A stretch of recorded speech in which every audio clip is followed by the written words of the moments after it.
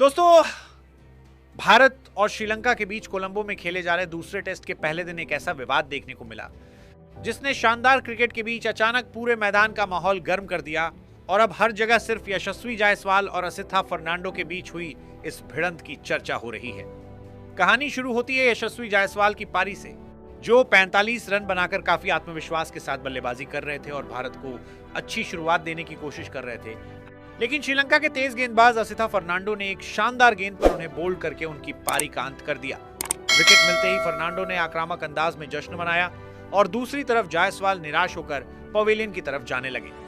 शुरुआत में ऐसा लग रहा था कि मामला यहीं खत्म हो जाएगा, लेकिन अचानक जायसवाल ने पीछे मुड़कर गेंदबाज की तरफ देखा और कुछ ही सेकंड में दोनों के बीच बातचीत शुरू हो गई। देखते ही देखते दोनों खिलाड़ी एक दूसरे के बेहद करीब पहुंच गए और मैदान पर तनाव साफ दिखाई देने लगा। इसके बाद दोनों के बीच बॉडी कांटेक्ट भी हुआ और स्थिति ऐसी बन गई कि आसपास मौजूद श्रीलंकाई खिलाड़ियों को तुरंत बीच में आकर दोनों को अलग करना पड़ा। इस पूरे घटनाक्रम का वीडियो सोशल मीडिया पर तेजी से चर्चा में आ गया और क्रिकेट फैंस के बीच सबसे बड़ा सवाल यही उठने लगा कि आखिर विवाद की शुरुआत किस बात से हुई थी। कुछ लोगों का दावा है कि विकेट के बाद हुए सेलिब्रेशन के दौरान कुछ शब्दों का इस्तेमाल किया गया, जबकि दूसरी तरफ यह भी कहा जा रहा है कि जायसवाल ने प्रतिक्रिया देते हुए गेंदबाज की तरफ जाकर मामला बढ़ाया। लेकिन यहां एक बात ध्यान रखना जरूरी है कि बातचीत का पूरा ऑडियो स्पष्ट रूप से सामने नहीं आया है, इसीलिए यह निश्चित रूप से कहना कि पहले किसने गाली दी या किसने जानबूझकर लड़ाई शुरू की सही नहीं होगा। वीडियो में इतना जरूर दिखाई देता है कि दोनों खिलाड़ी काफी गुस्से में थे और मामला सिर्फ मौखिक बहस तक सीमित नहीं रहा। क्रिकेट का इतिहास देखें तो बल्लेबाज और गेंदबाज के बीच स्लेजिंग, आक्रामक सेलिब्रेशन और गर्मागर्म बहस कोई नई बात नहीं है।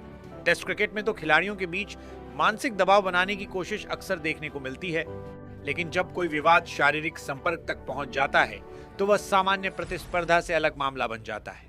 यही वजह है कि इस घटना के बाद संभावित अनुशासनात्मक कार्रवाई को लेकर भी चर्चा शुरू हो गई है।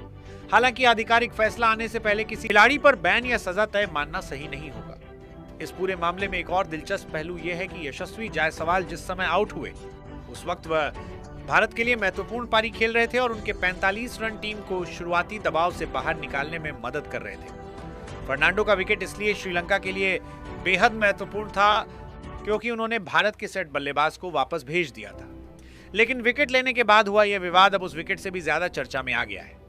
श्रीलंकाई खिलाड़ियों ने जिस तरह दोनों को अलग किया उससे साफ पता चलता है कि मैदान पर मौजूद खिलाड़ी भी समझ चुके थे कि अगर समय रहते मामला नहीं रोका गया तो स्थिति और खराब हो सकती है।